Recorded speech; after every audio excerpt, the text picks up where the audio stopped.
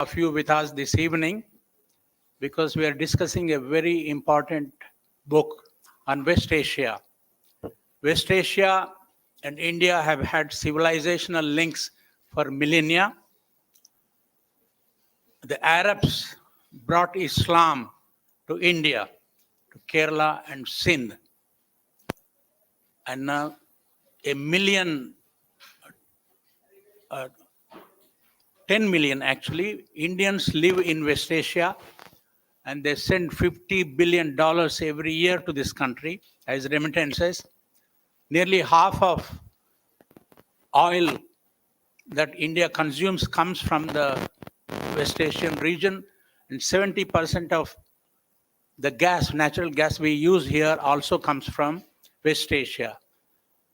And as a result, this relationship between our two regions, India and West Asia, have become very important. And after a gap of 34 years, the current Prime Minister made as many as 13 visits to the whole region. You now have a temple in Abu Dhabi, and many more Muslim pilgrims go from here to Hajj after Mr. Modi's intervention. And I think this is a golden period in the history of India and West Asia.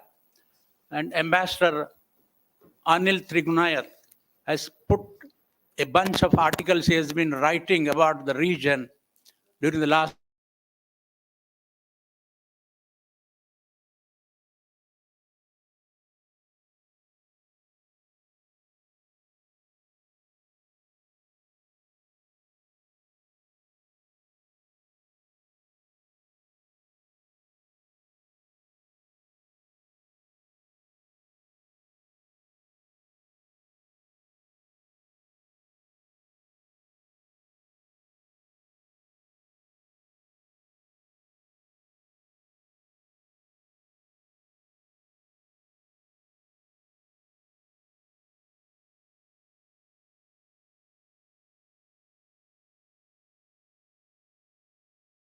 to Americas to Europe. He's a regular commentator on foreign and security policy issues. In fact, I read him every day because we are in the same WhatsApp group. So whatever he writes, I always make it a point to read that. Areas of special interest are West Asia, Africa, Russia. He's associated with several think tanks in India and abroad. Currently, he heads the West Asia Experts Group at the prestigious Vivekananda International Foundation. He also heads Millennial India International Chambers of Commerce and Industry. He is working as Peace Ambassador for Earth, Australia. In 2022, he edited a book on evolving security dynamics in West Asia and India's challenges. And as I told, he contributes papers to various publications and journals of repute. Ambassador Hamid represents that great country of Egypt, both to India and Bhutan. He has been representing since September 2021. He was born in Cairo in 1969 and educated in the American University in Cairo. Then he joined his country's Ministry of Foreign Affairs in 1993.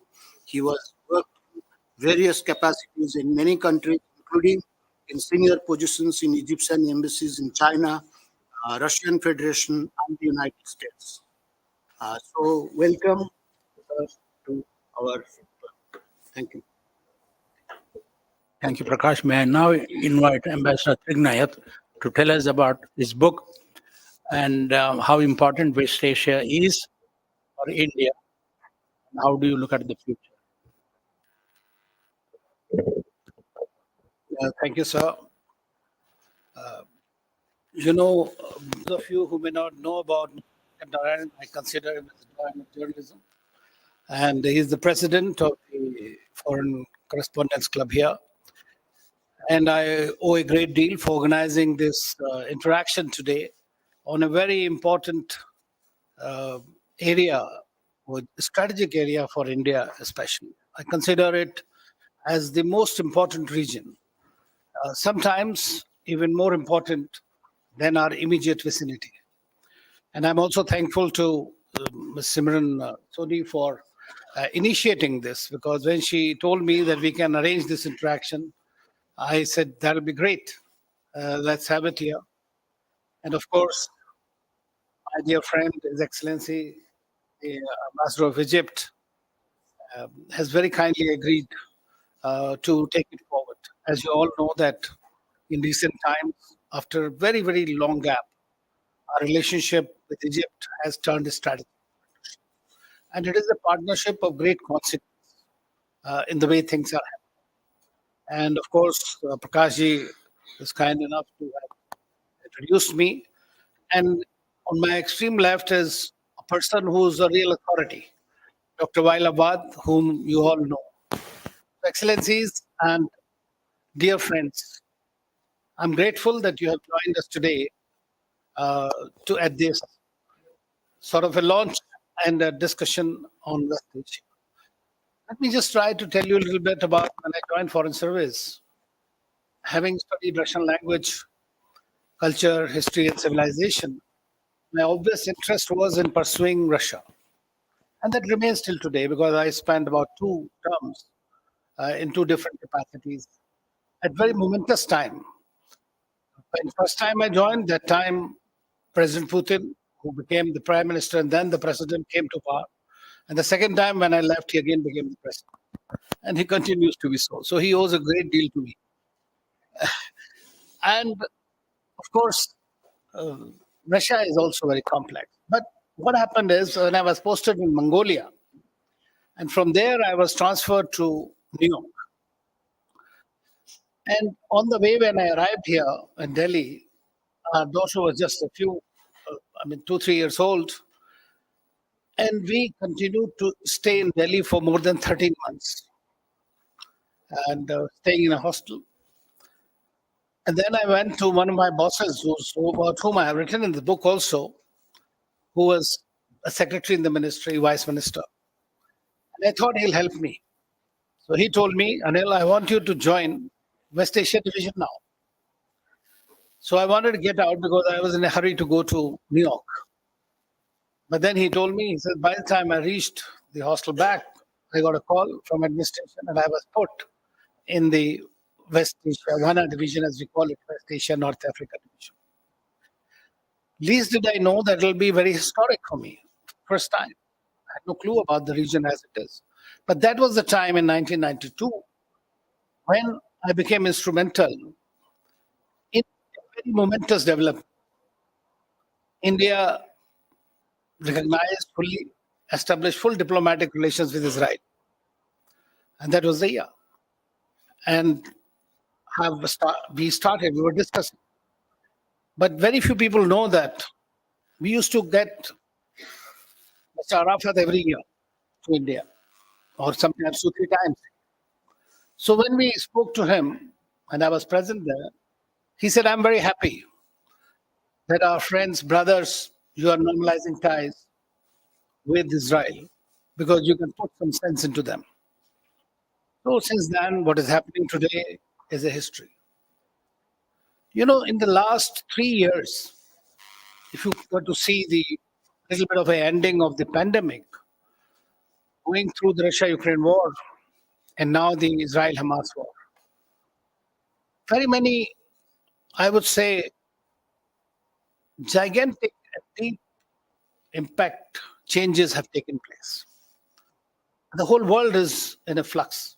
West Asia more so, because it also, unfortunately, because of the geopolitics, geo-religious contestations, geo-economic contestations, geostrategic contestations, it remains in a flux.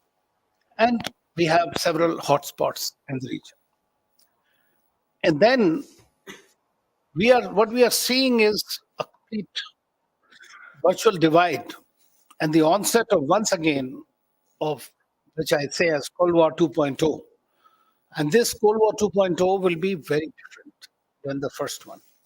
But it will definitely be a division. We are talking very happily about multipolar world and all that. It'll be a multipolar world in the economic sense, geo-economic sense. But geopolitically, eventually, we're going to have these 2 major poles. And India, along with many strategic countries that are following strategic autonomy, which large number of our Middle Eastern friends also do the same, I think that we will have a newer grouping, an amorphous kind of a group, but which wants to talk about itself, which wants to look after its own interests. So I was fortunate to have worked in the region, in the ministry several times thereafter, and then continued to remain engaged, especially with Vivekananda International Foundation. Now, this book is a collection of many of my articles and speeches on the matters of our current developments. It is not, we can't say it's comprehensive, nor is it very research oriented, but it is the practitioner's perspective that I bring on it. Because I sometimes find it, I'm asked to write many times these academic papers, which are very difficult to read and write both. Because of the number of references that you have to give in order to justify whatever argument you are making, which is a very difficult task for us, especially practitioners. So I say how I feel things are evolving, and from India's perspective in general. That's what it says. But in my view, the best thing about this book is also the foreword.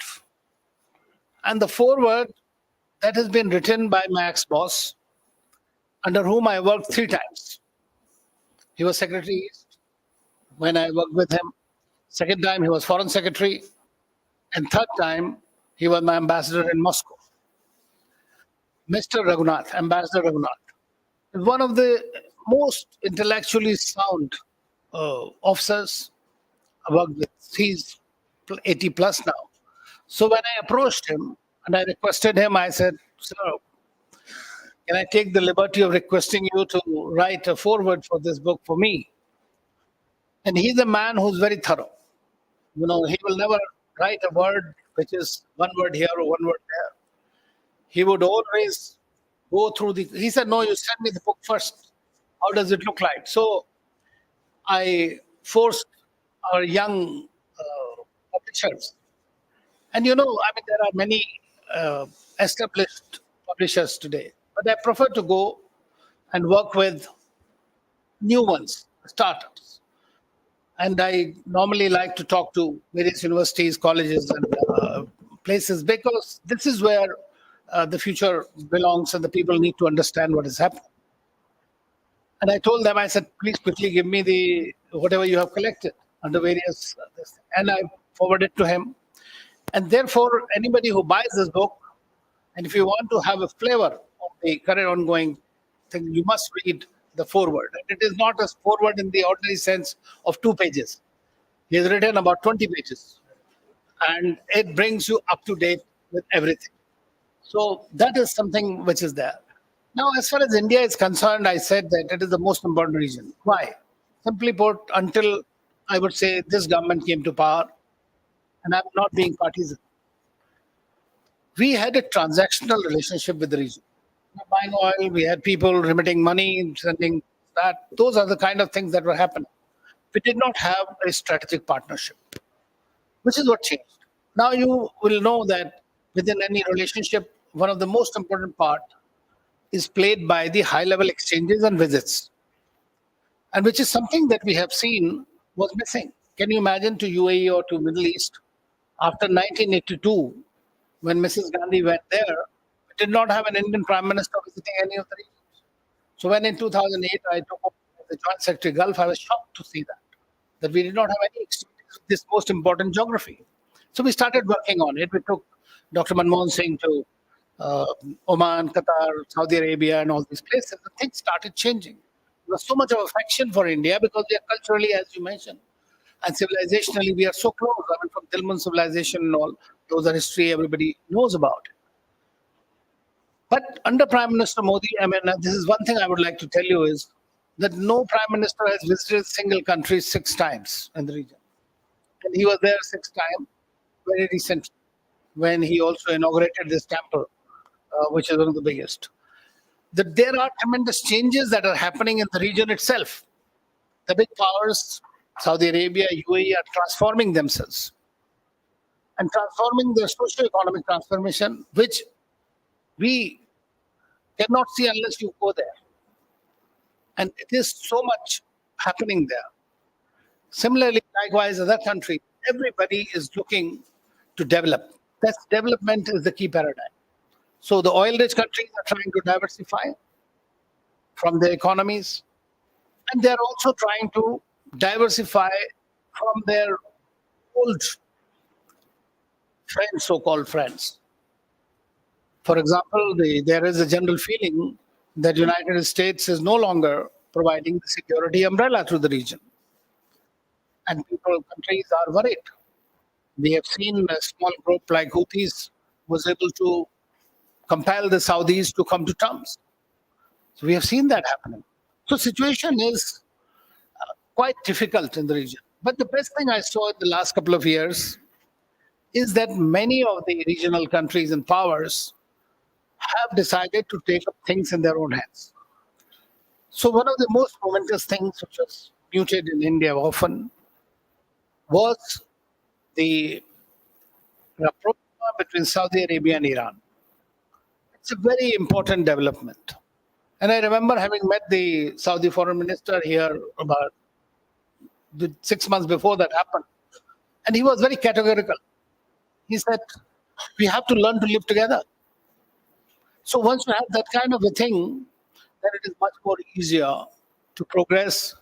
And it is that no other country is going to help. So in that process, in my view, now the Middle Eastern countries are also following something called Actis policy. Actis policy is like that you are having closer relations with the countries in the East, means India, China, Japan, South Korea, which are your biggest markets, especially for the oil-rich countries. China is a great player, a very big player in the region. Some people in India would like to underplay it, but I always say that Pakistan is no longer a factor which used to dictate our policy towards the Gulf and the Middle East. But China is going to be a major factor and challenge for us in this region and anywhere else. So this is something that these kind of things are happening, and then you have the worst situation. I have always written and talked about it that until and unless the Palestinian issue is resolved, we are not going to have peace here. There have been Abraham Accords, there have been other efforts that have been made. Our friends Egyptians had the treaty in 1994, 1974. The Jordanians, where I served, had in 1994. But those are cold peace. Today also, despite the war going on and more than 200 days, today is 202 or 3 days, after so many deaths and others, we are still nowhere near closure. And that will not happen. Even if you have a temporary truce, we will continue to have a problem. And this problem is going to be a continuous problem for India as well. Since we are dependent for 70% of our oil and gas requirements from the region, we have 9.5 million Indians who are living there. We have tremendous economic engagement with the region. We have maritime security, maritime routes, points, and all these tend to impact. So if there is no stability and security in the Middle East, India is going to be directly impacted by that. So therefore, this region becomes a pivotal region for our outreach. So I would like to once again thank you all for being here. We'll be very happy to answer questions. This book is, I have dedicated this book to civil services aspirants, the young fellows who are studying, and also to the young international relation enthusiasts. So thank you once again for coming.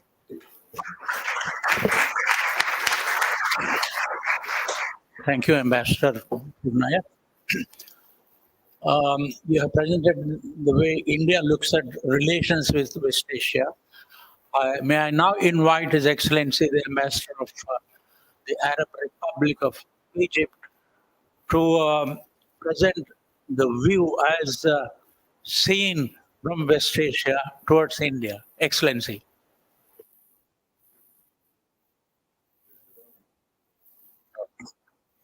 Thank you very much, Mr. Narayan. It gives me very much pleasure to be here among you, to be invited to this by the Foreign Correspondents Club of South Asia. It's really a pleasure to be here. And I also have to thank my friend Ambassador Tuganayat for reaching out, and I hope you can hear me. Okay, thank you. Can you? I will try to speak up, and I will try to put the microphone up as well. If you So thank you very much for having me here. It's a great pleasure. Let me start by saying that I feel a little bit out of place here, so I'll try to make myself relevant, because Egypt is not exactly a country in West Asia. We are primarily an African country, except that there is a small part of Egypt that is called Sinai, the Sinai Peninsula, which is part of Asia, very much like Turkey. We are a country that is divided between Africa and Asia, very much like Turkey, that's divided between Europe and Asia in that respect. And it's very coincidental as well that Sinai is that was taken away. Was captured by Israel in 1967, was returned to Egypt on the 25th of April, 1982. So today is the first day that passes on Egypt 42 years ago, in which Sinai was completely liberated as Egyptian soil. So I'm here in this context, and I'm very happy to be here. And I would like to give you a very quick overview of where Egypt and India stand. This is the first part. And the second part, I will touch minorly and very quickly on the issue of the situation in West Asia in terms of what's happening in Gaza.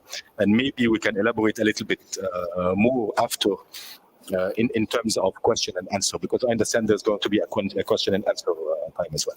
So if we start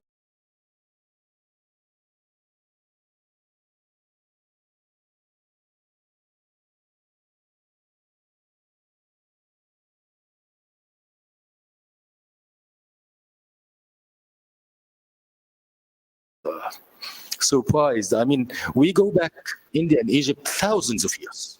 And let me give you a very brief journey into history. I will not be long in this, but I would like to start maybe in the year, this is not very long ago, 1882. 1882 is the year in which the mummy of Tutankhamun was discovered, when they unwrapped the mummy and they put the Muslim aside, and they started looking into the mummy. They found peppercorns in the nose. People were astonished. What happened? We never knew that Egypt grew corn. Of course, the peppercorn that was put in the nose there was for mummification purposes. But Egypt does not grow peppercorn. At that time, Egyptology was at a very early stage in its development, but after some research, it was discovered that Indian merchants, as long ago as approximately 1500 BC, used to come all the way from the south of India, travel through the Arabian Sea into Arabia, and then travel on land until they cross on the other side into what at that time was called Land of Punt, which is the area that is now the whole of Africa, where they would settle there and would meet the Egyptian merchants coming southwards from the Red Sea and meeting them there, and then they start trading. This is 1500 BC. And I always say, when we speak about trade, we usually focus on spices coming from India, stones coming from Egypt or from India, commodities. What we usually tend to forget is that trade at that time was not simply that people are giving each other commodities and then traveling away. People used to stay there for a longer period because communication and travel was very difficult. So this meant that people also traded along with the merchandise. They also traded in ideas, in culture, in food, also in religion. Surprisingly. So you'll find that our relationship between India and Egypt go back even before Islam came to Egypt or came to India, as old as 1500 BC. And therefore, you'll find a lot of similarities between both countries. Let's jump a little bit forward. 300 BC, Alexander the Great. Of course, he came from Macedonia. He established in Egypt, where Alexandria was his capital. And then he kept on traveling and conquering places. Mesopotamia, and from Mesopotamia into Persia, from Persia into northern India. And by the time he was in northern India, his soldiers were very tired, They miss their wives, they miss their families, so they wanted to go back. They started a very small rebellion at that time, and he decided that he will actually go back. But he looked around and he said, it's such a long way if we go back home. He looked around, he saw that the fauna and the flora in the region, in north of India, is very similar to what he has seen in Egypt. He looked at the features of the people. He found that people look very similar, maybe with a slight difference in the color of the skin. He looked even at the river Indus, and he saw crocodiles that reminded him very much of the crocodiles in the river Nile. So he decided he will travel the river Indus southwards, thinking that it will lead him back to the river Nile. To that extent is the similarities between India and Egypt. And therefore, it is not surprising that we see that if we jump many centuries into the future, connections between both countries continued. Of course, the British who occupied India as well of Egypt used to travel all the time, and Indians were on board, Egyptians were on board. So you'll find a lot of intermarriages between Egypt and India, and it's very normal to find some Arab, some Egyptian or Arabic names here in India, as well as some Indian names in Egypt. Food is very similar. So there is a lot that we have in common. One of the things that really surprised me when I came here, I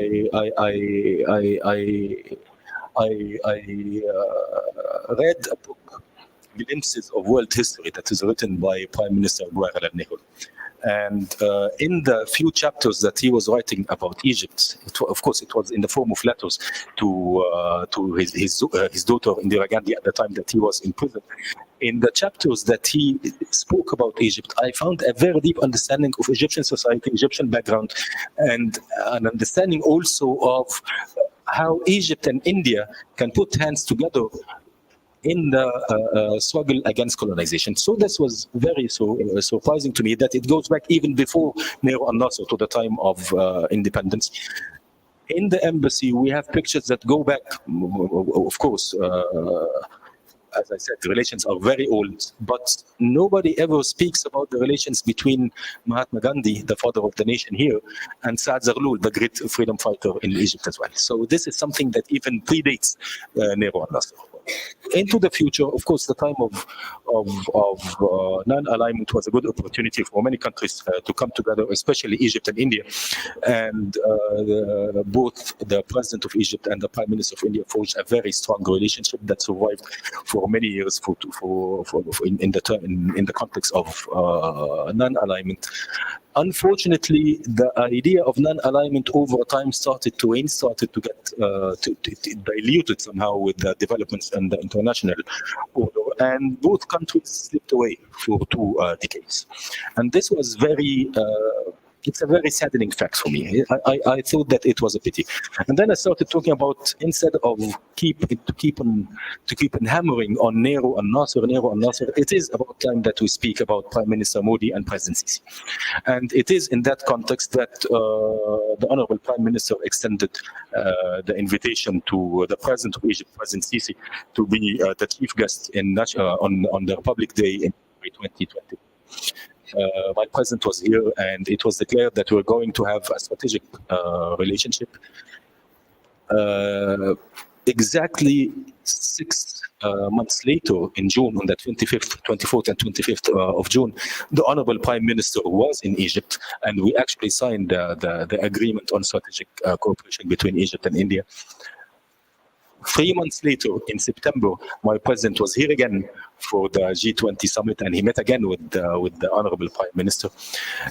Also, at the same time, Egypt was accepted into BRICS, and therefore became one of the countries that is going to be in a continuous discussion and engagement with India.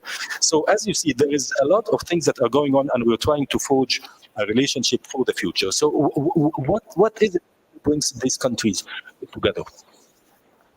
Let me start by security. India is very much interested, and it is rightly so, in the security of the Indian Ocean. But as we have seen lately, the security of the Indian Ocean starts with the Red Sea. and the Red Sea starts with the Suez Canal in the north in Egypt. So the security of the Indian Ocean starts with the security of the Suez Canal. They cannot be separated. So this is a very important aspect of it, and in that context, it is very encouraging as well that we had Minister Rajnath Singh, the Minister of Defense in India, was in Egypt in September 2022, and we signed a defense cooperation agreement. So this is something that indicates how much military cooperation is important for both of us. Not only that, but also, and it's very indicative, on the 26th of January, on Republic Day, when my president was here, we had an Egyptian contingent that paraded along with the Indian forces. And this shows the level of comfort that both military establishments feel towards each other. So the military component is extremely important for us. Also the economic component. And I always say that for India, maybe it will come as a surprise to you that I always tell our Indian friends, you want to have a free trade agreement with Europe, you already have a free trade agreement with Europe.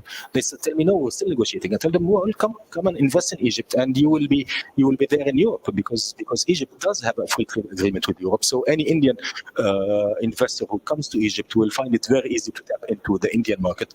And therefore, India should not think of Egypt as a country of merely, even though it's the biggest in the country in terms of population, do not think of Egypt as merely 100 million consumer, because Egypt is a springboard to a market that is basically 1.3 billion people.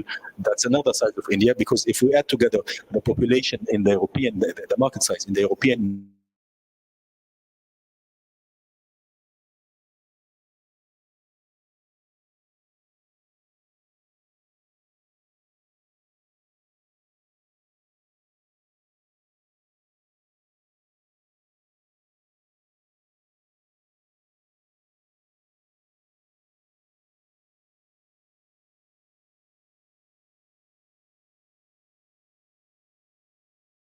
India with another India. So please take the opportunity. So economic aspect is extremely important as well.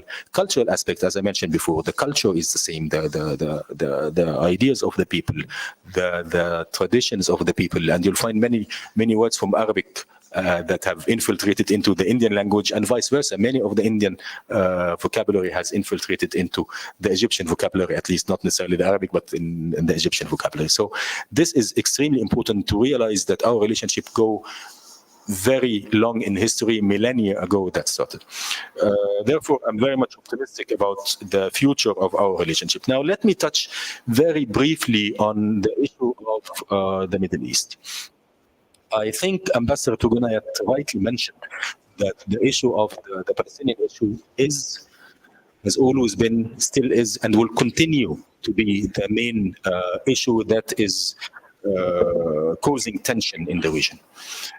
And conceptually speaking, Ambassador Tugunayat said something that I would like as an entry into what I'm going to say. He said, he mentioned Saudi Arabia and Iran as trying to find some kinds of common ground and to kind of re-establish the relationship.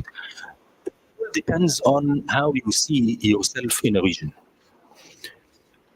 I have to say that as long as Israel defines itself by what it is not compared to the rest of the region, peace will never prevail.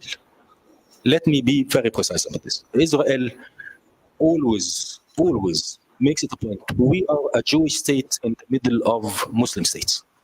We are different.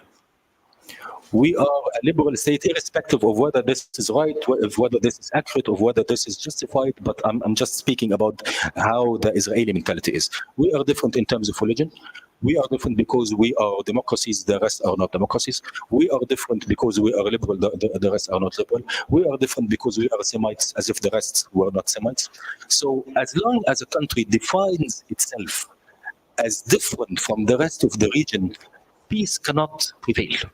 This is a serious problem. So the Israeli mentality will have to change one way or another. Now, we think about October 7 as a date that is very significant. Let me tell you that October 7th is the day a battle started in a long war that had started 75 years ago. And as a matter of fact, it's not the first time that we see a war between Israel and Hamas.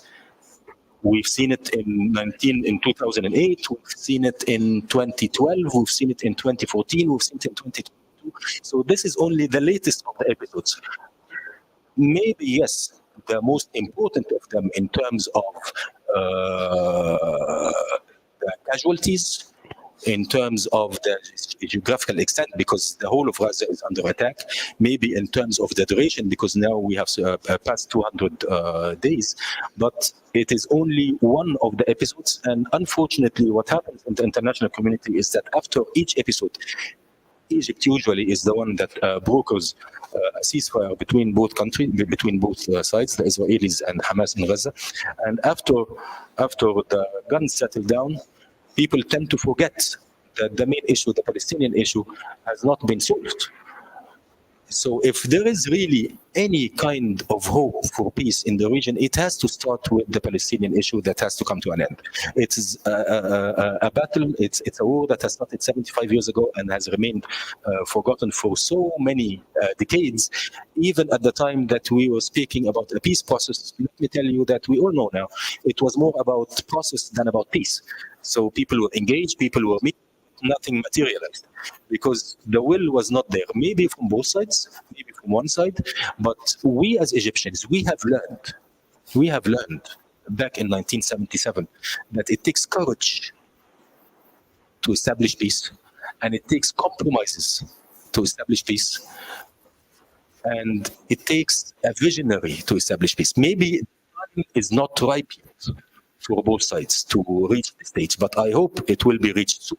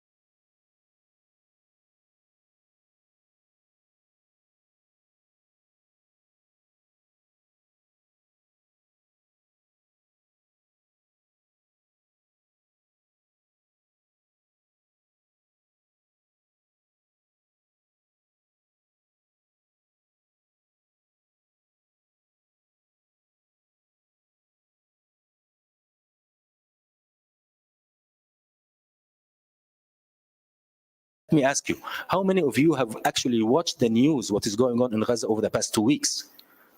It has become the new normal. It should not. It should not become the new normal.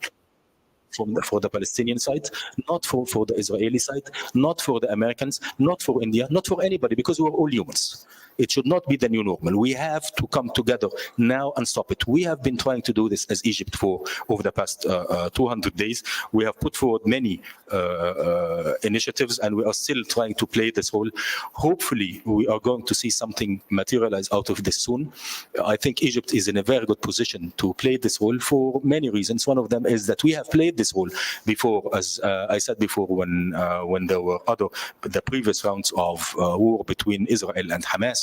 And also because we have always been an honest broker, one that is directly involved, because it is part of our national security to have secure eastern borders.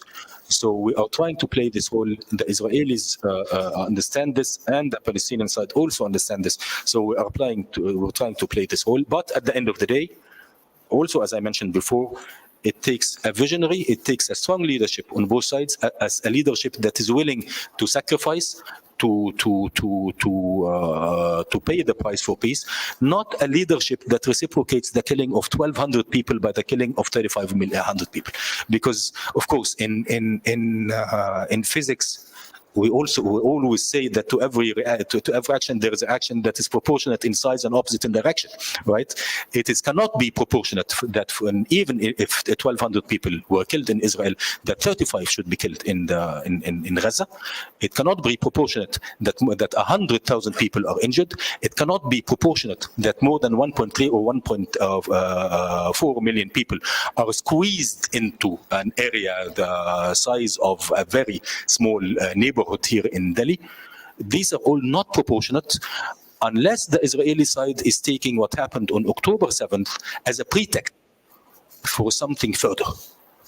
And it should not be the case. So we truly believe that the time is now to make peace. The time is not to make war. We have seen enough wars, and we should all come together, including India, to speak out for peace. Having said that, I'm always willing to receive any questions, and most of the questions I will pass to my dear friend Ambassador to Gunayat, because he's the expert on the region, not myself. But I will try to be in his assistance. Thank you very much. Thank you. Thank you, Ambassador. Now, question and answer session. Whoever has a question, kindly raise your hand, wait for a microphone to come, and then identify yourself and decide who you want to ask that question, and then the person concerned will respond. Yes, Excellency. Yes. Good evening. I do thank you for myself being here. It's a very good chance to listen to you, sir. I will be talking about the three main issues. First of all, that the relation between West Asia and India goes back for sure to the 3rd millennium BC. Once upon a time, the civilization of Harappan was very close to our region, and there were many examples of such a deep relation.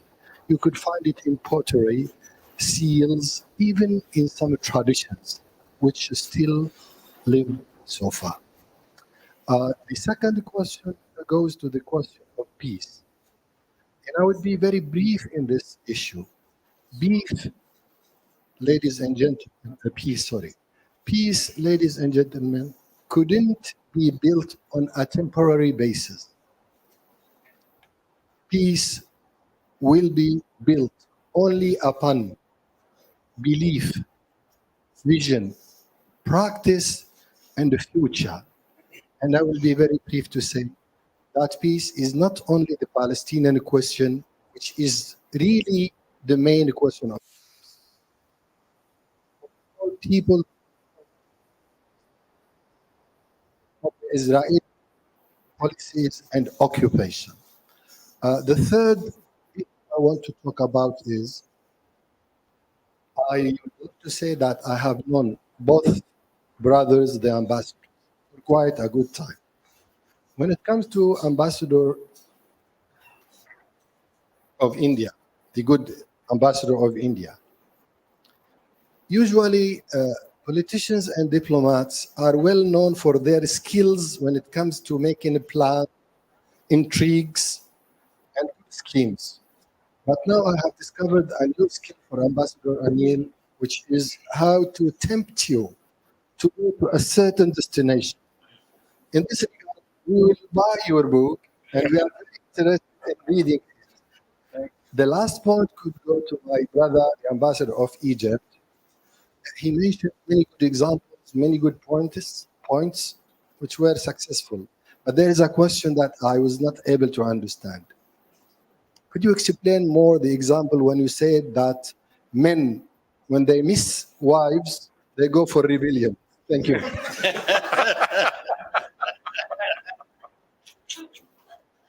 You have to take this. No, spare me the embarrassment.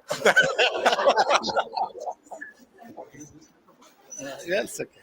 Well, Excellency, I mean, what you said is absolutely correct. I mean, before you came, I was just telling him that one of the most well-researched and a scholarly ambassador we have is an ambassador in Syria. And, he agreed very much so. So what you are saying is absolutely right. The problem is that very often, while we know about in the region and anywhere else, wherever there are problems, we tend to discard or somehow discount the role of external powers, which is very often driven by their geopolitical quest. This is unfortunately the case everywhere. I was in Libya, I have seen what happened there. You have seen what happened in Iraq. You can manufacture evidence to go and invade a country. And then 10 years later, you come to know that no, it was not true. By then, you have destroyed the whole region. Actually, it's created. So, I believe that is a very valid point, but there is no solution to it. What we talk about very idealistic scenarios that man should live happily and peacefully with the other man, but very often that doesn't seem to work because the moment you are satisfied, you want to go beyond. The case of Comrade Alexander. One more thing, Ambassador, you mentioned about Gandhi, Mahatma Gandhi, and Fazl. Just a small anecdote for you. When I was in Jordan, our president was coming there, and he had agreed with the Jordanians to name a street after Mahatma Gandhi in this. So the mayor of Amman and I, we went around scouting, and we came to Saad Zaghloul Street in Amman. And I said, how about this connecting street? Can we do it? That would be quite a nice gesture. And the Jordanians arranged that. So, and thank you very much. I mean, this is, I would have presented you a book if you were not buying it in any case, but thank you very much. Can I just respond? Can I just respond very shortly to my dear friend and brother, Ambassador Bassem? Well, of course, we both come with our wives, so we know what would happen. That's yes, exactly. So this is the first point. The second point is yes, I do understand. Syria is also one of the countries that is affected by the presence of Israel in the region. So is Lebanon. So other countries as well. It is occupation, of course. No, I completely agree with that. It is occupation. The international law defines it as occupation. Nobody can circumvent the fact. But let me also, and please, I hope that you will understand me in this. We also have to be, we have to understand the imperatives of geopolitics and the realities on the ground. We always call on the Israeli side to give up the idea of Israel from the sea to the Jordan River, right? Because the West Bank should be Palestinian territories. Am I correct about this? But also on the other hand, the chant that sometimes is said that Palestine will be free from the river to the sea. This is as destructive to peace as the idea that we're going to take all of the region from the sea to the Jordan River. It was agreed that everybody agrees with that there should be an independent state for the Palestinian, and this should be according to the partition, the resolution on partition of Palestine. We note all of the West Bank and the Gaza Strip. All of the West Bank and Gaza Strip. What Israel is doing now, encroaching slowly but surely, and the demographics of the West Bank is illegal. We have to say this very bluntly with very loud voice, but we also have to say that an extreme right wing on either side, whether it is colored by the Jewish identity or colored by the Palestinian identity, the extreme right wings on both sides are not going to be able to bring out peace. So things will have to change. And therefore, I said at one point when I was speaking that a visionary leader should be there. Visionaries should lead the way forward. I hope maybe the time now is not ripe for those leaders, but the time will have to come because none of them. Israel is not going to eradicate the Palestinians. Palestinians are not going to eradicate the Israelis. We have to accept each other. We have to build bridges. We have to, very importantly for Israel, is to stop defining itself, as I said before, in terms of what it is not as opposed to its neighbors, unless they really want to remain outsiders in the neighborhood. This is not a formula for peace. So the concepts will have to change. The prices will have to be paid. The compromises will have to be made. And we should do it now. Because what happened on October 7th, and it is still going on, is a golden opportunity that the whole world knows now that this issue has to be addressed. Narayanan?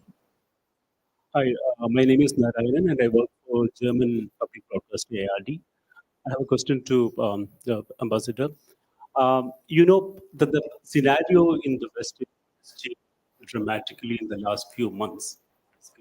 But what we can see is that the West is as strong as it was behind Israel, but on the other side, we can see a silence from the Arab world.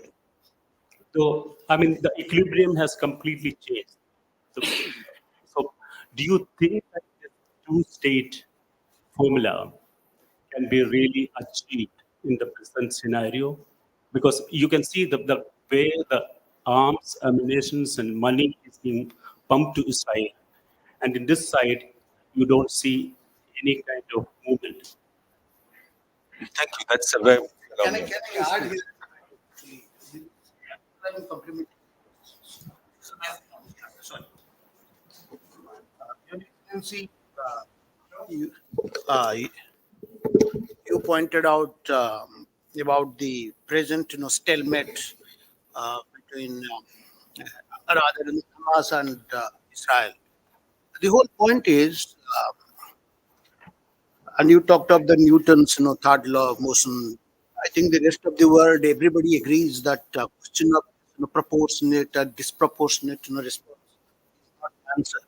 But the point is, why the rest of the world, not particularly the neighbors, and you are playing the role of honest broker, are saying with equal vehemence, as you are saying that Israel must not stop the attack, that Hamas at least should not release those hostages. I think whenever we see the newspapers today, it is only completely one side, Israel must stop, Israel must stop. I rarely come across any such statement saying that at least Hamas must also release the hostages. And secondly, here, when one is talking of this long-term solution to Palestine that my colleague Mr. Narayan said, what is, forget about the rest of the world, how do they think about the solution of Palestinian issue? Is there any unanimity or convergence of opinion between, say, Gaza and the Palestine Authority and the Jordan on this Palestinian issue? When your own house is divided, there is no unanimity how that state is going to be formed. Then what you have to say. And third thing, yeah, and I think again, Mr. Narayan is right. I think broadly speaking, at least as far as the entire region of West Asia is concerned, at least almost every important country, if they are not trying to take very position, they are not actually trying to widen the rift between Israel and Hamas. But can you say the same thing up in Iran? Will Iran, given its foreign policy orientation, will ever allow a settlement of the Palestinian issue that will really keep happy both Israel and the Palestinians? Thank you.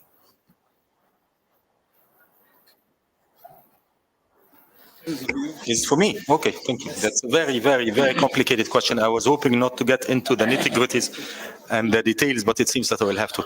And now, the first point on the issue of the two-state solution, whether it can be realized or cannot be realized.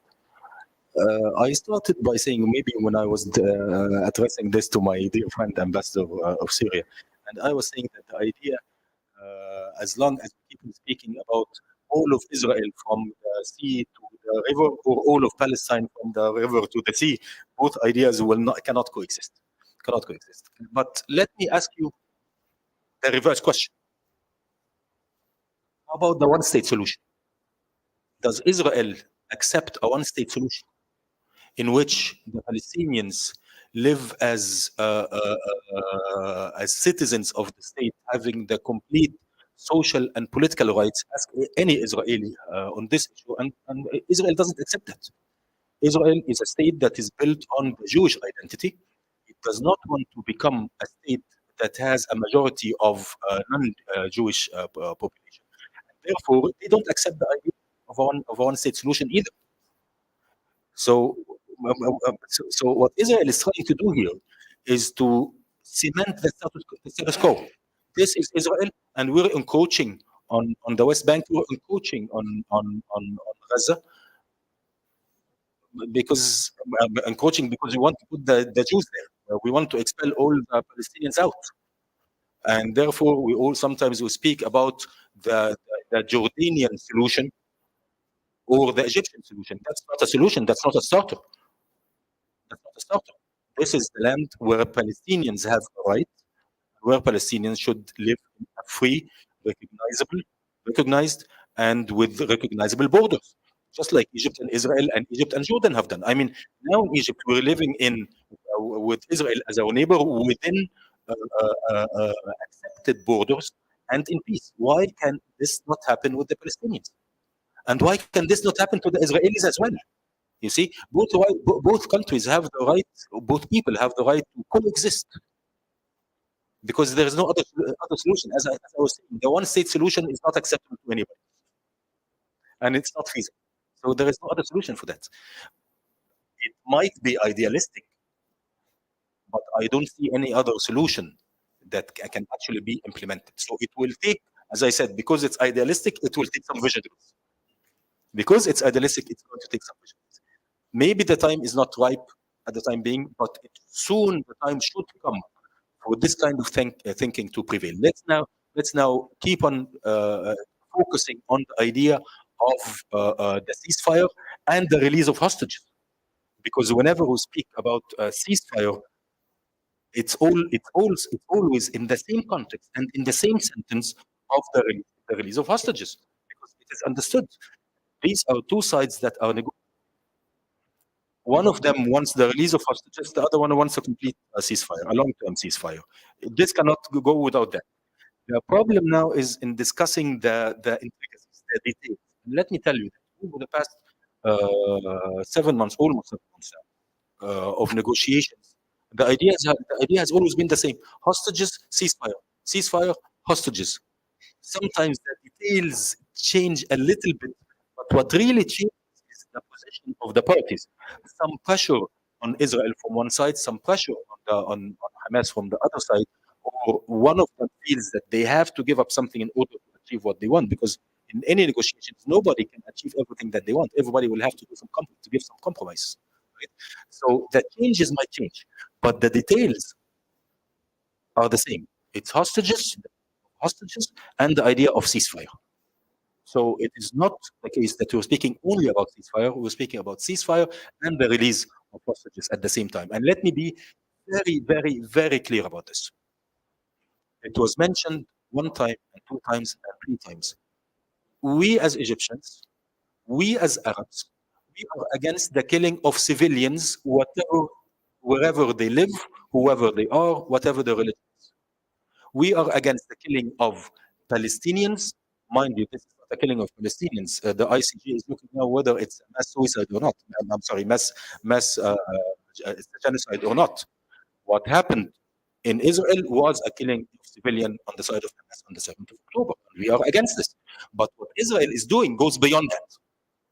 It's not killing of civilians. It's eradication of the complete Gaza. Okay, and therefore, so it's a genocide. The ICJ is discussing this. Okay, now what I want to say is this is not a proportionate reaction to what happened on the 7th of October. It cannot be accepted. Israel is a state, and states should be accountable for their actions. This is the difference between a state and a group. See, there is international law that is governing us all. The state of Israel, so is the name of Israel. The state of Israel should be accountable. Of course, outside forces will interfere, international players, and they have their geostrategic interests as well. But the whole world's geostrategic interest is for us all to join hand and to stop this war. We have seen what the Houthis are doing in the Red Sea. Egypt is affected by that, but India is affected by that as well. I started by saying that the Red Sea is the entry, or the Suez Canal is entry to the Red Sea, which is the entry to the Indian Sea, the Indian Ocean. So India is affected by what the Houthis are doing. The US is affected. The Europe is affected. So everybody's affected. The international tension. We see what's happening in universities in Europe. What happens in universities in the US. This is internal tensions inside the Western world. Unfortunately, what we are seeing now is that sometimes the decision of this party or that party is hostage to domestic elections. Well, we cannot afford to wait that long until the elections are won. Because, as I said before, every single day that passes adds more black spots on our conscience, on our human conscience. Let's not forget that we are humans before we are Egyptians or Israelis or Palestinians or Indians or Americans. I hope we will wake up and understand the real. It's a grave situation. Thank you. This question is actually for both of you. I wanted to ask a little about the role of the US. We've seen the US is the strongest ally that Israel has. So the first part of the question is, do you feel that if the US control or the US say over Israel, especially over the current Prime Minister Netanyahu, has decreased? One almost gets a sense that Netanyahu is more on his own. Is that a correct perception, or do you feel that the US is still that strong? And secondly, we have had a lot of articles and a lot of analysts pointing out that the US footprint in the region is decreasing. One, is that true? And if that is true, does that make the region less volatile, less safe? How do you look at the US retreating from the region in a way?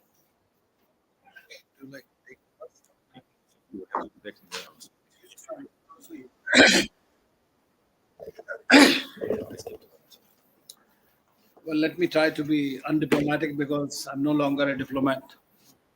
So, you see, the fact is the key to this conflagration of the war that is happening there, or the mass killings, disproportionate killing, lies in Washington, D.C. It is very easy for the Americans, if they just were not supporting with arms, ammunition, the funding, the war could have stopped. No country in the world can fight a war. What is being done today? It's very difficult to win a war. What? 6 billion troops. Now, 96 billion. India has a budget of 43 billion. Pakistan has only 4 billion. so you know that now so war is an industry, and US's military industrial complex has gained immensely from both the Russia-Ukraine war as well as from the Hamas war. But you are right, absolutely. Now, Benjamin Netanyahu is a very special case. Chad made a comment about Hamas, the division between Palestinians. Who created Hamas? Who sustained Hamas? Your friend is very much involved in that himself from all along. That's it. It's not something that I am saying. It is the Israelis who have been saying. Their former prime minister has been saying it. So that is something we cannot just ignore. Secondly, as far as Netanyahu is concerned, you can imagine that several years ago, when Obama was the prime president, he did not want him to visit US, Washington that time. But Netanyahu went on his own to US, and not only that, he addressed the Congress. So, which shows the kind of Jewish lobby in the United States, the kind of hold they have over the US foreign policy. So, my, this is what, but today what has happened is it has gone on a bit too far because this is affecting their own domestic, and as I mentioned about the elections. So, that is something that is very much impacting them, and that's why you see. And I also have another uh, observation to make.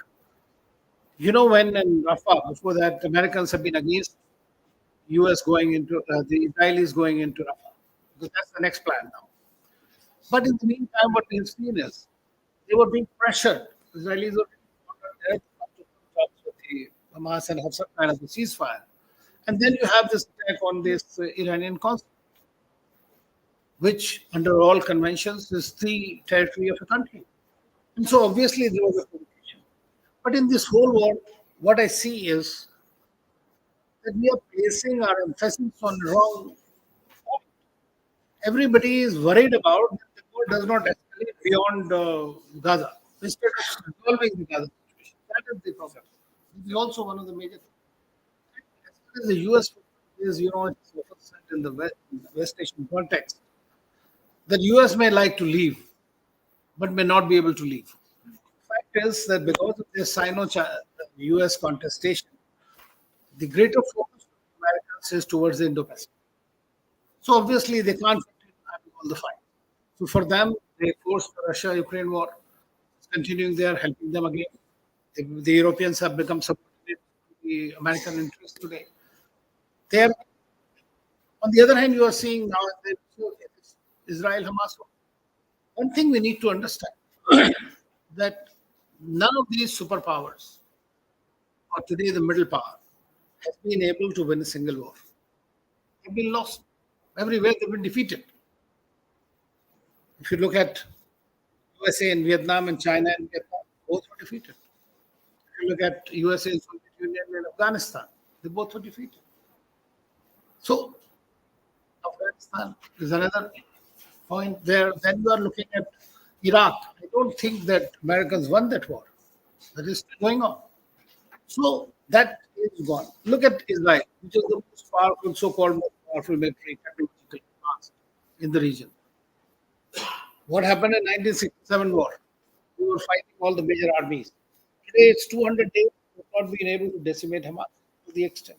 So there are limits. So today military solutions are not possible. And I think what I'm trying to say is that this thing has to come. People have to understand that security solutions are not the only solution. Or security-minded approaches are not going to yield the kind of results that we are looking for. The United States is stretched. But at the same time, their major focus, they made a big mistake as far as I can see in the Russia-Ukraine war also, by prolonging it and forcing it could have been averted.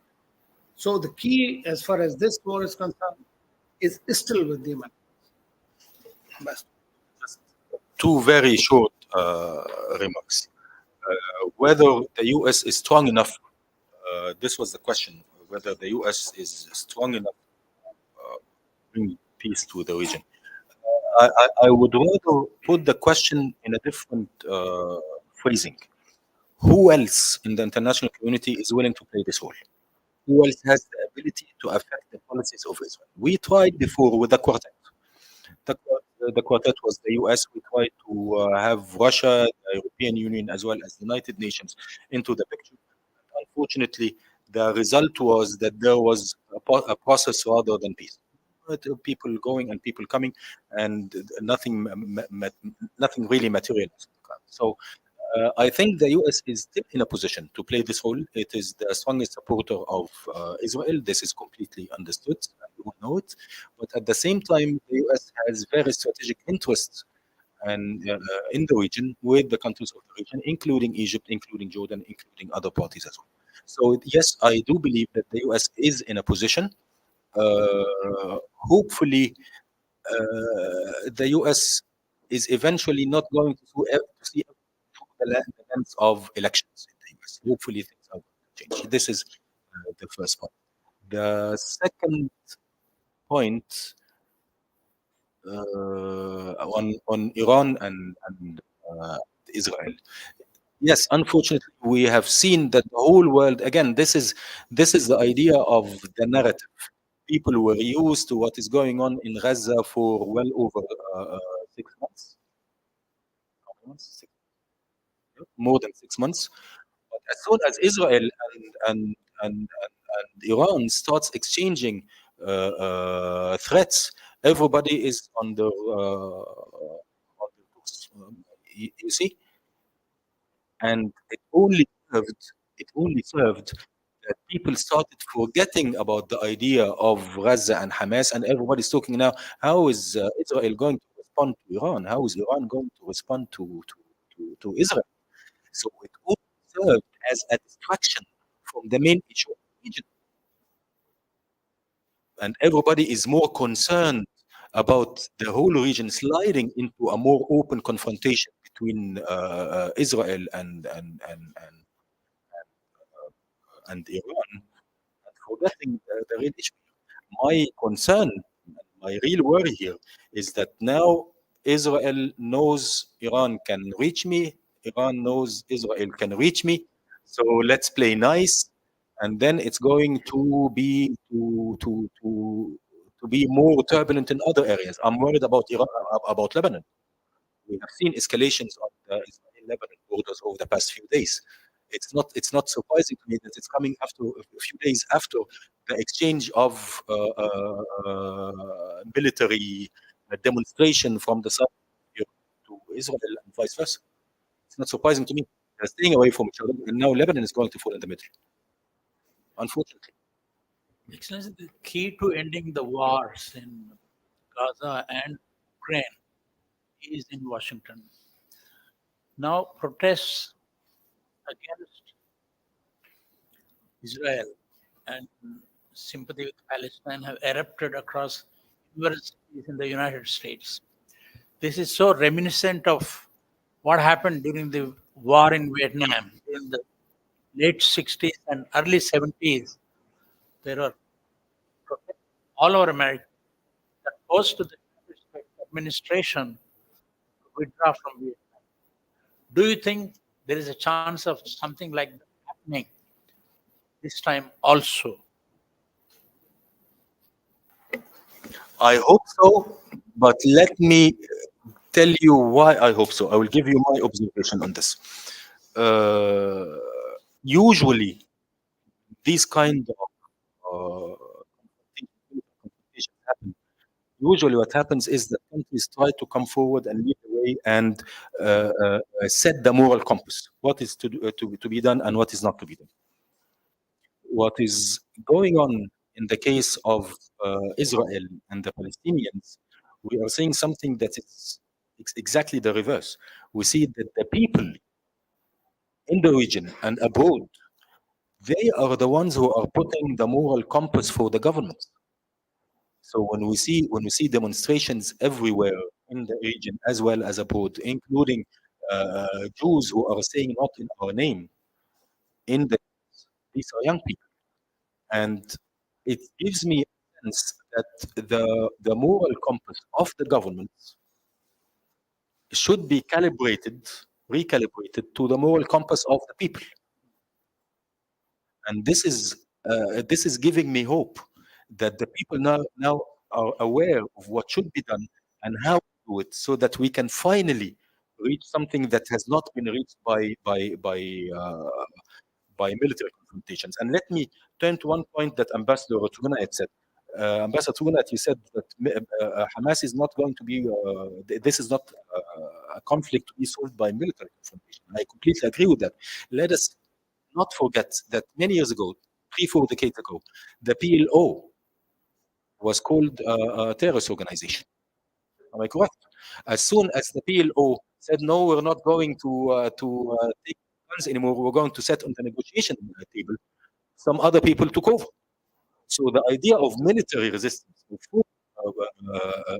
military forced resistance, is an idea that has its roots in the fact that the Palestinians have found their own country yet.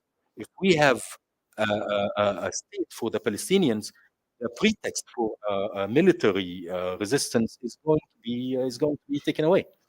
But the fact is, even if Hamas comes today and says no, we're going to recognize Israel and we're not going to be a military resistance anymore, I'm quite sure that someone else is going to take over under a different name, because the idea of resistance is always going to continue. So the point is not Hamas. The point is whether we have a Palestinian state or not. This is the way I see it. Dr. Awad, you had a question, right? Thank you, Venkat. Excellency, yeah, can you off your mic so that can come? Yeah.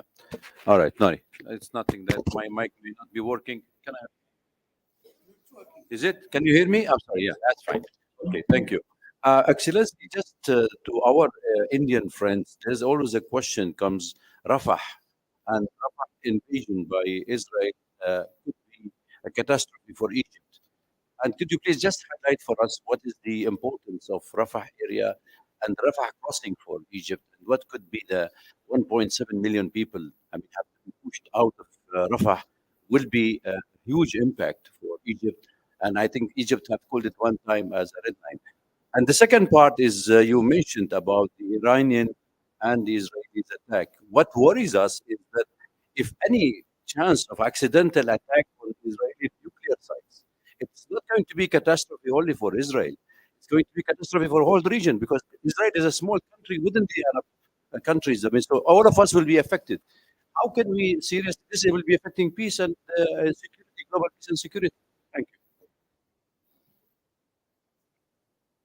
I have spoken too much, so let me touch on the Rafah issue very quickly and let the issue of Iran and the region to Ambassador Gunayat, who's an expert on that more than I am. But let me speak on Rafah. What are the implications of a military operation in Rafah? What we have seen over the past months is that the Israeli military operation started in the north,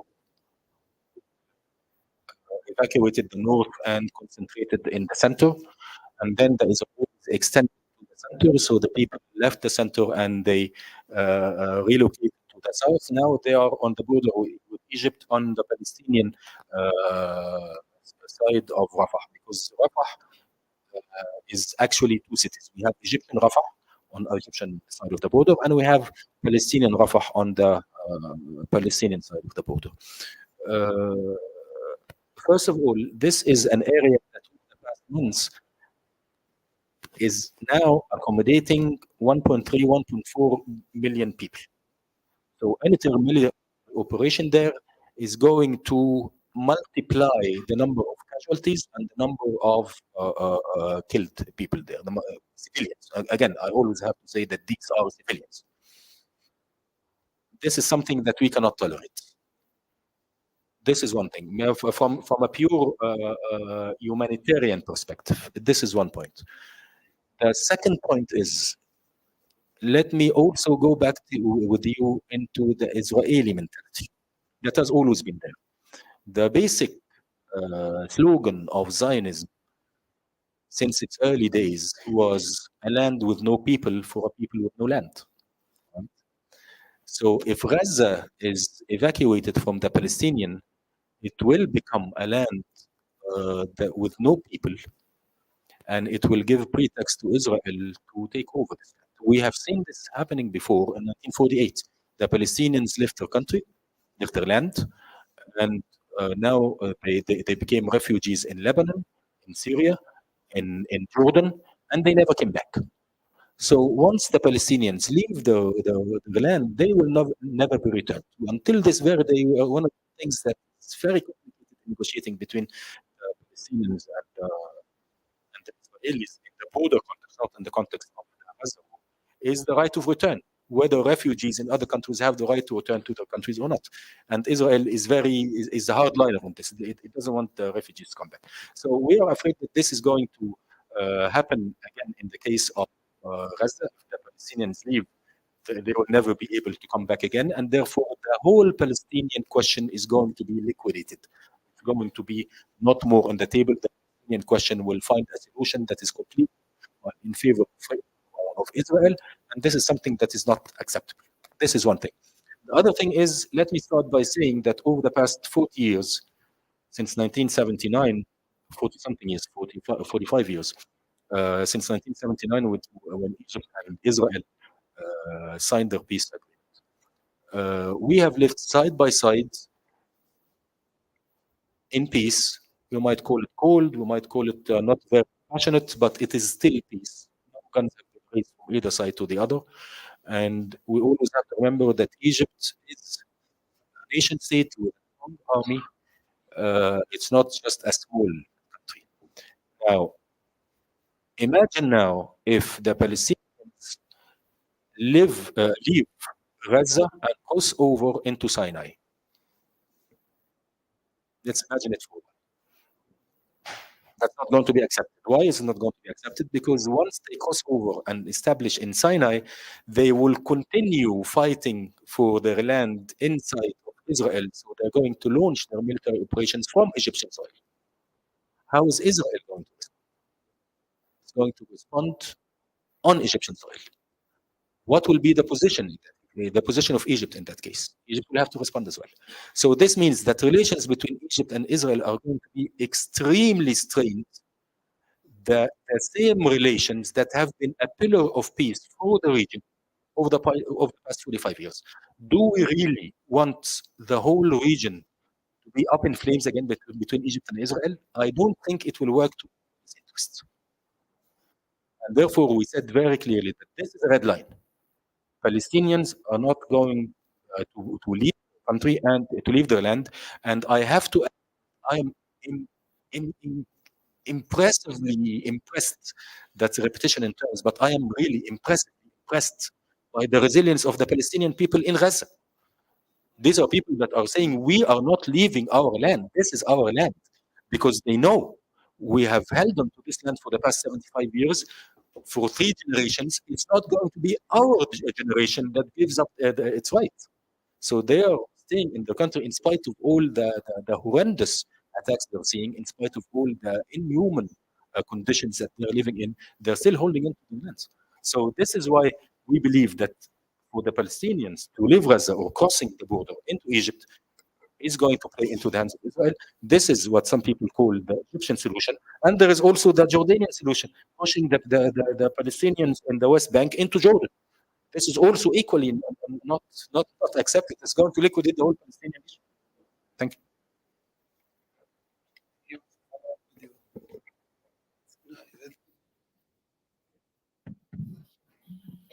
I would apologize for taking the floor again, but really it's interesting to listen to yourselves.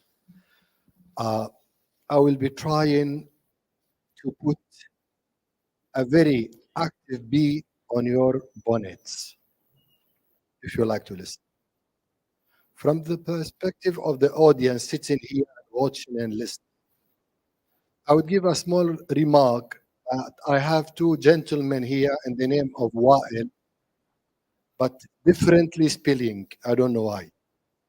Both are Wa'il, and both are coming from a very famous tribe in Arabia, which means a very deep-rooted origin. One of the Wa'ils here, once upon the time, his grandfathers participated in building the most lovely city in Arabia, Cairo. The speaker himself has an Egyptian origin. Myself. So I'm talking about those points. Watching also the book in a vertical position, speaking about India and West Asia. My dear brother, the ambassador of Egypt, mentioned 2 points which are very interesting. The first one speaks about the categorization of what's going on. What's going on about politics and the possibility of war, blah, blah. And the other thing is imagining scenarios or solutions. I would go now to the point, and I will leave the E for you. In all societies, we do have a kind of a spiritual background and still a spiritual way of thinking. And this includes lovely India. The last point I would go to is on the basis of such a mentality and spirituality, we do believe is God is not necessarily in Washington, D.C.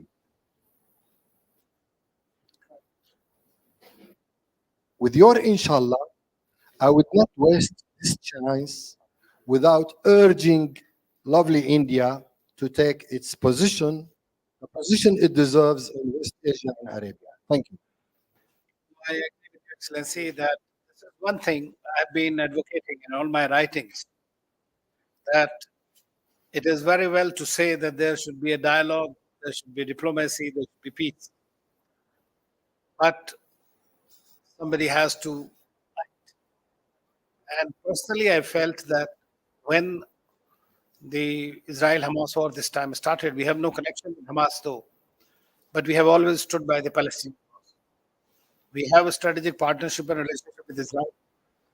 And this is one country which enjoys the trust of all sides. So I am advocate of India taking a more regional role.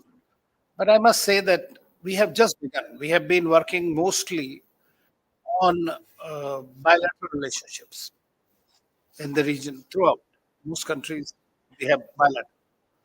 Without giving due attention to the regional approaches, means acquiring greater responsibility for resolution of conflicts, being an interlocutor, being a facilitator. And if you want to be a power, it is imperative that you take charge. There will be costs. And I'm happy to see Dr. Jaishankar saying so himself. There will be costs and we are willing to take it, which means that you are today willing to play a larger role. We have begun in the region, for example, the I2U2, IMAC, IOS. Those are the kind of regional initiatives. So it has just begun at time. I would say that personally, I feel that India can play a role. And I know one thing, that we may not be able to resolve a 75 or 100-year-old problem in one day or in 1 month. But at least you need to try and try effectively to be seen when people trust you. You know, I wrote an article beginning itself when this war started. I said India needs to step up. And suppose it is a bit hesitant in going forward alone, perhaps it can work together with India, Brazil, and since the Israelis are very keen on normalizing ties with Saudi Arabia, at Saudi Arabia and Egypt or other friendly countries, let's make our own water and go forward and try to do something about it. And I must say, the feedback I got from everybody was that India, if it wants to do it on its own, acceptable to us from both sides. The Palestinian ambassador is here, started off in the beginning. India should play, as you are saying. The Israeli ambassador, that India is acceptable to us.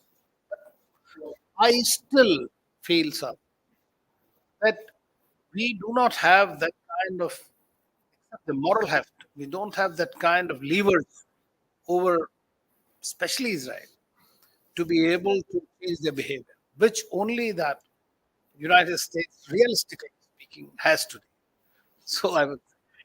Dr. Awad asked about a question about this nuclear dimension. Well, one is a nuclear power, other is a wannabe nuclear power, or probably already has that capacity. So hopefully it will continue to act as deterrence on both sides. But if at all by accident it happens, then of course we are waiting for this untold disaster. So hopefully the humanity will speak for it. Thank you.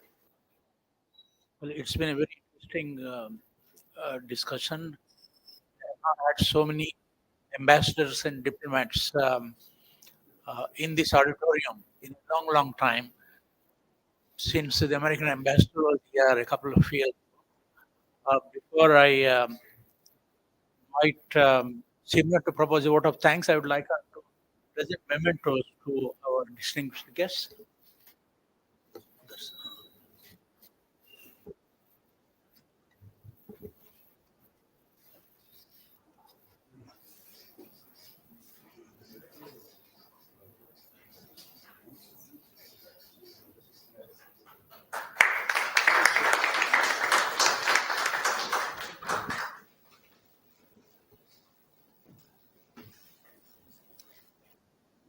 From all of us here at the Foreign Correspondents Club, a big thank you to Ambassador Awad and to Ambassador Trugniat for coming here and for this really wonderful discussion we've had. This discussion has been streamed on the Twitter page and the Facebook page, and it will also be available in the archives section of the FCC Facebook page. So, any of you, if you want to go back and listen to the discussion again, it will be available in the archive section. A small request, if anyone is filing a news report based on this interaction today, please do mention that interaction took place at the FCC today. And once again, a big thank you from all of us. There are copies of the book available. Anybody wants to buy them, and Ambassador Trignath will be delighted to autograph them for you. Thank you so much.